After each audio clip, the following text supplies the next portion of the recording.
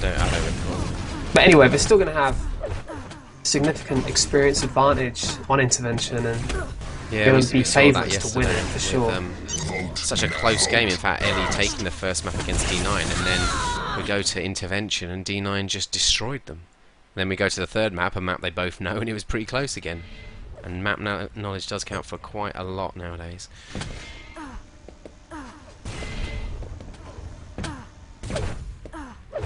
So, going into map 2 here on Level Up TV with myself, Disrepute and Vor. Neutralizers versus play. Quick Live Champion League. Let's look at the teams again just to make sure they're not done any sneaky substitutions. Noctis, Divi, Empush and Silencep. That's the Neutralizers team. And for play, Puri, Miko, Mobius and Center. Intervention Vor. A little bit of a different playstyle to this perhaps compared to the first map.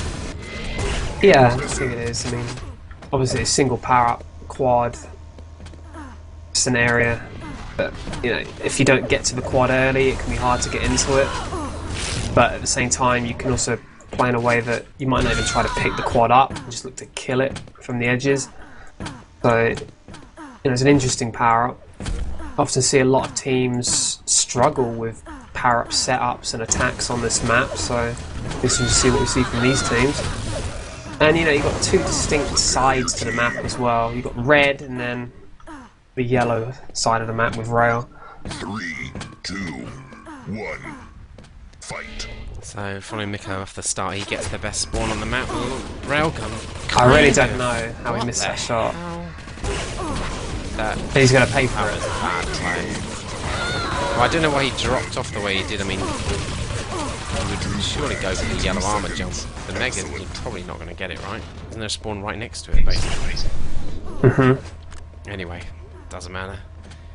Does matter this because that rail's now in the possession of Dibby, who also has a red armor, and you know, giving away rail to the team holding red on this map is it's almost as significant as say having rail and red on Dim 6.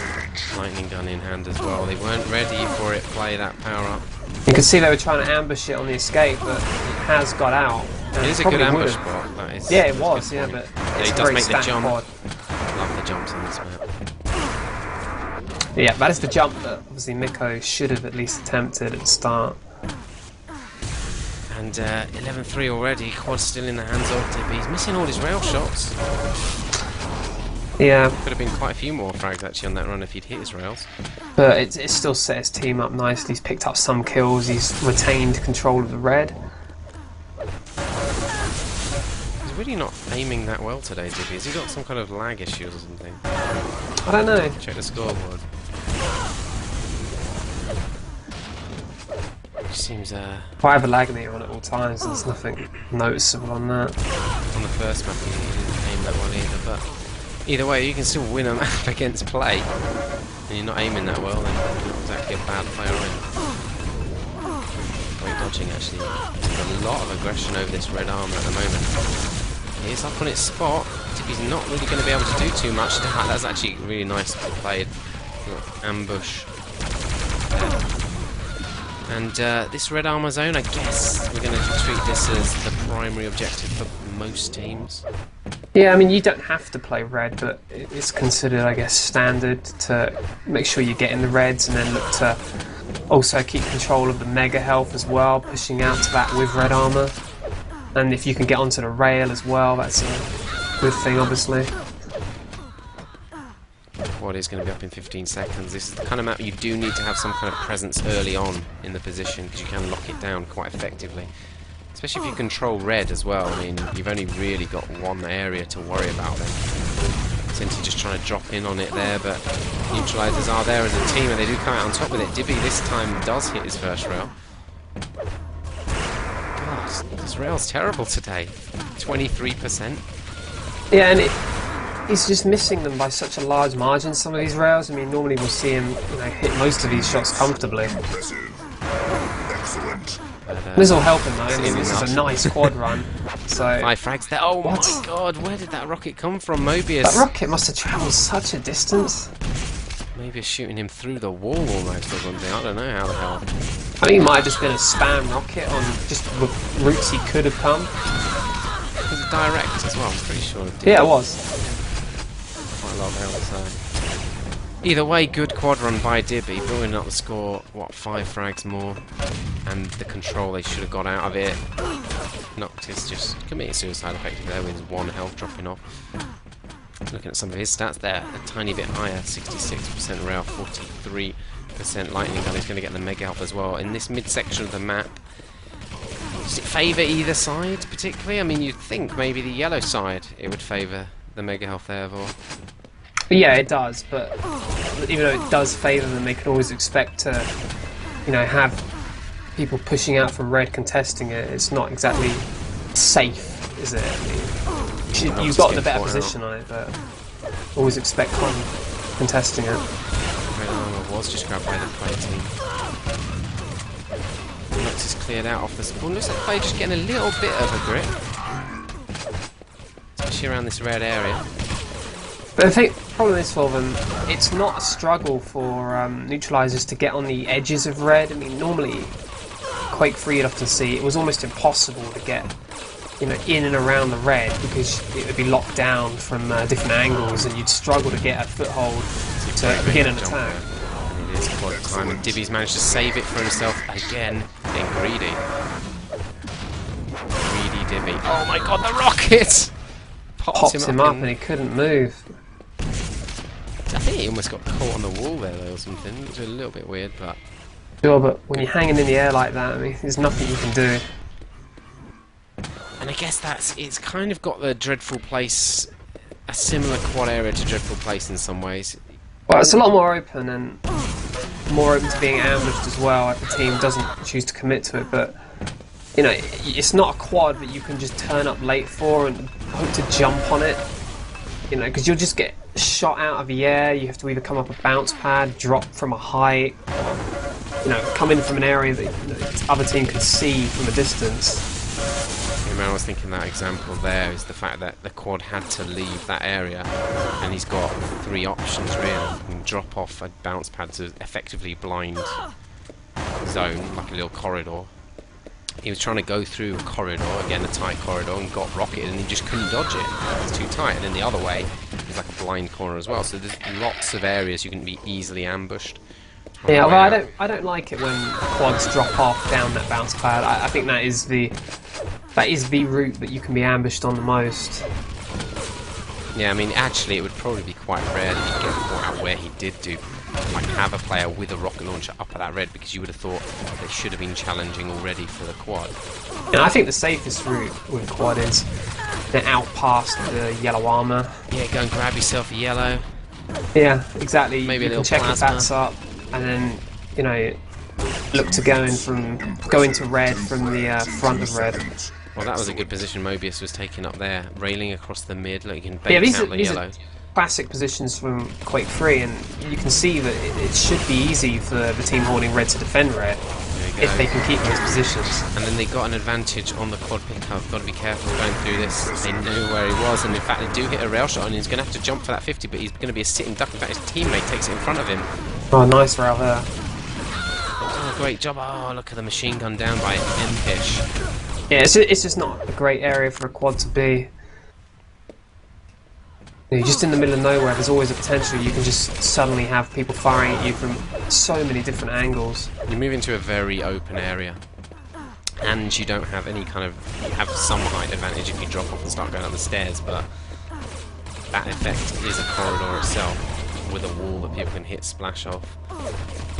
And there's still people that have got a height advantage over you until you get right the way up to red, so it's not a great route to take. Silencep waiting down this lightning gun area.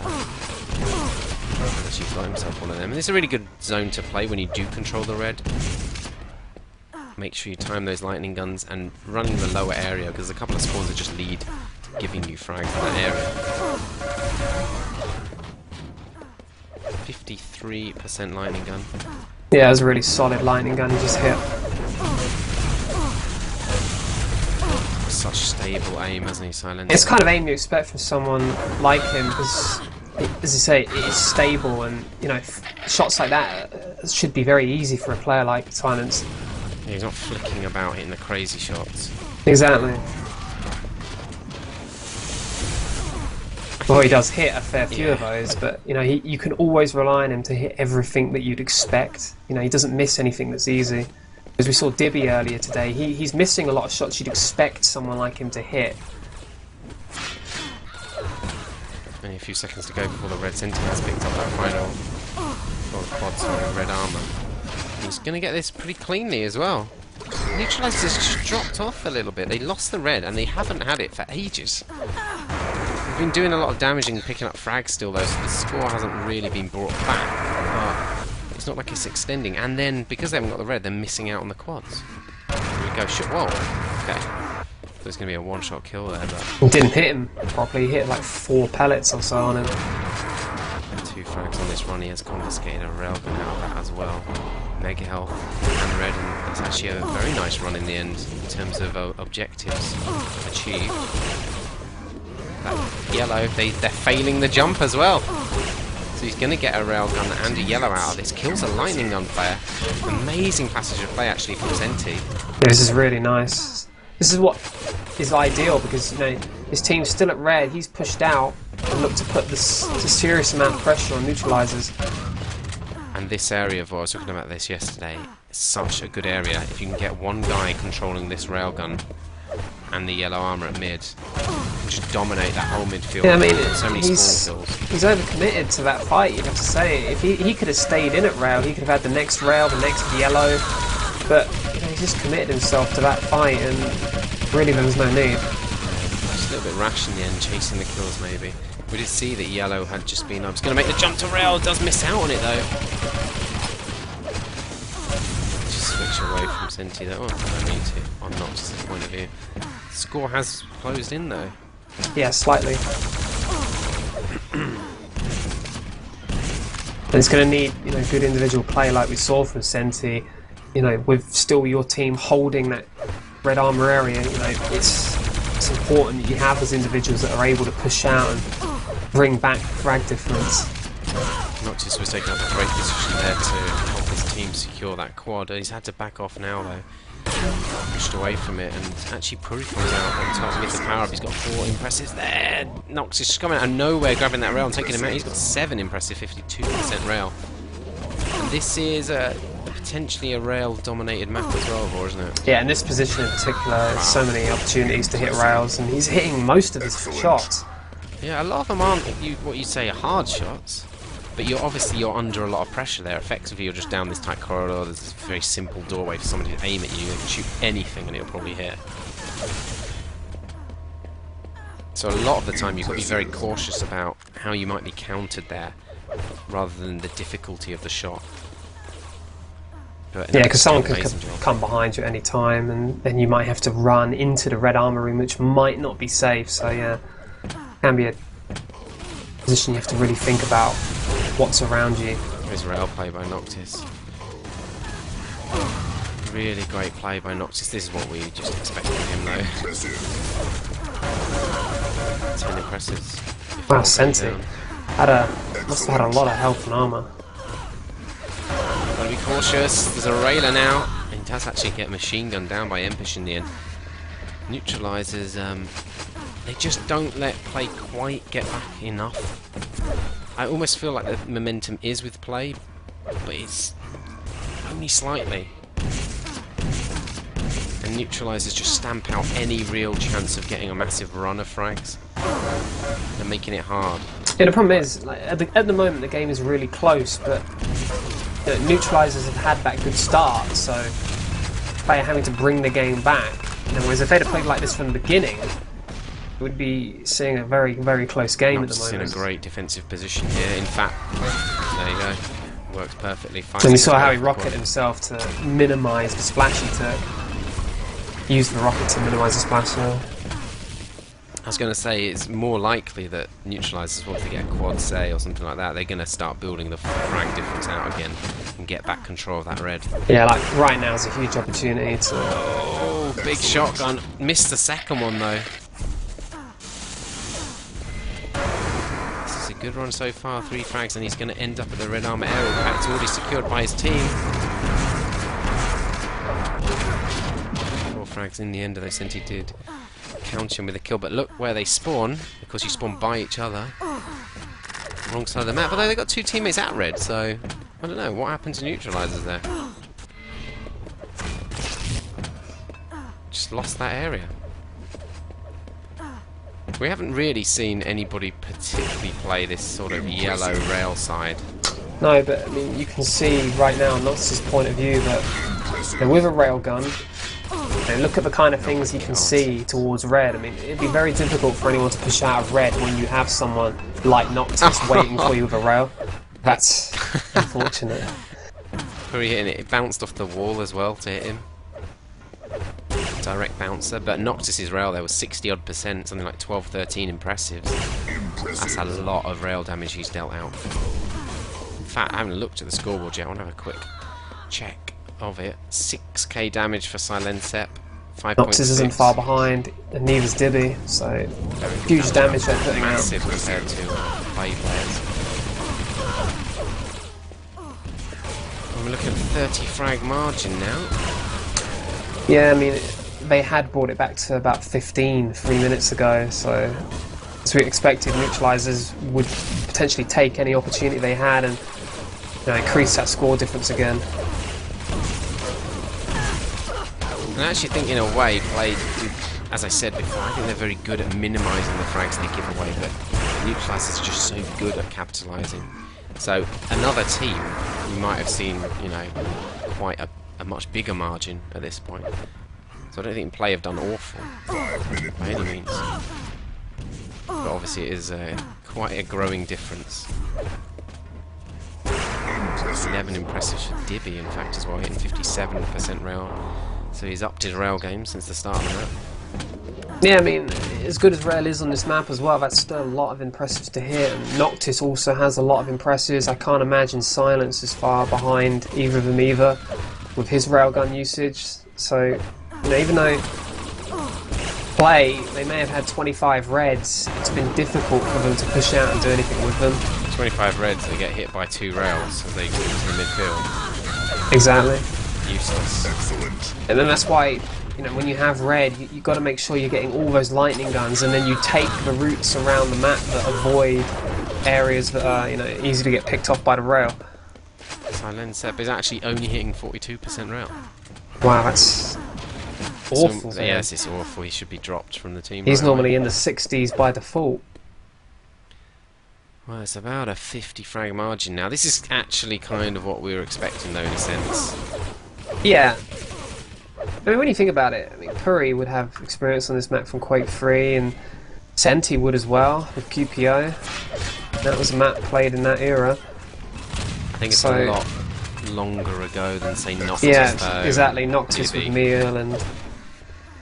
They were very active at the end of Quake 3 still, and this map has always been in rotation for many years. It was just dropped recently by some of the tournaments in Quake Live, but we're back again. We've got a few seconds until this penultimate quad of the map. Silensep is definitely going to be demanding that one. He does. And this is the route I always think Quad should be taking. Yeah, you don't want to get carried away with somebody around in that corner, though. Mega was up on its spot. It's just these areas are a lot safer to be in, and then when you picked up some kills, you can look to then go aggressive towards the red, perhaps. He's on his own, but he's very, very well equipped. Oh, yes, he's got so many frags. He's got 5 frags in this run. He's come back perfectly timed the red. Got the Mega on that run as well, and now he's in the rail position. This is an ideal kind of play.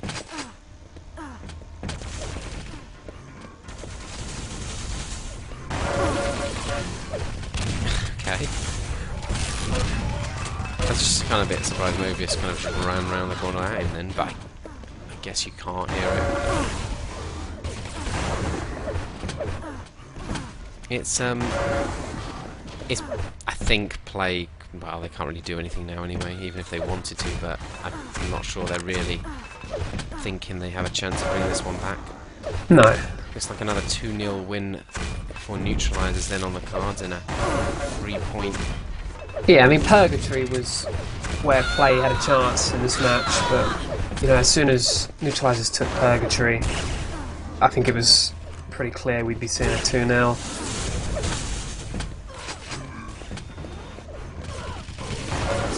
Silent said. He's playing very Only nicely. 4 impressives for. Yeah, it's unusual for him. I mean, you'd expect on a map like this that he would be using rail a lot more than he has. But you know, he's as good as he is with rail. He's not like a rail-only player. I mean, he's effective with pretty much all of the weapons. Yeah, when you've got strong aim like his, and he has had quite a lot of lightning gun effect. He might have even been doing the lightning gun position, so... Last quad of the map. Is he just going to try and take it out? He's still on its spot there. Look at them pinning him up. Senti can survive one rail, doesn't even take one. But I'd say that was a good decision, really, from Silencer, that he didn't... You know, maybe some players would have dropped down thinking they could have taken the quad, but he just stayed alive because he had good weapons, he had a bit of armour, so you know, no need to really commit yourself. This harks back to the old days of Quake 3, just standing on these platforms railing across mid. Well, there you go. Red wins. Bit of a weird mercy limit, but... The last few 70? seconds.